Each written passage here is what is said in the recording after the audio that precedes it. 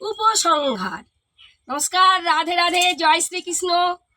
ব্রহ্মা, আদৌ কি ব্রহ্মার চতুর্মুখ ছিল? ভেবে বলুন তো, সত্যি কি ব্রহ্মার চার মুখ? ব্রহ্মার আয়ু 100 বর্ষ।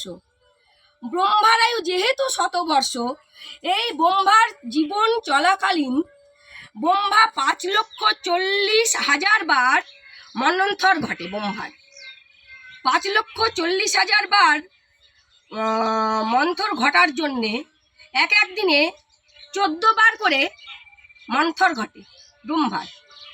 তো এখানে বোঝা গেল ব্রহ্মার মস্তিষ্ক, ব্রহ্মার মানব দেহের মস্তিষ্ক ব্রহ্মাতে নির্গত বীর্য, সেই বীর্য দ্বারা মানব শরীরের 100 বছর আয়ু। সেই 100 বছর আয়ুর কারণে ব্রহ্মা 5,40,000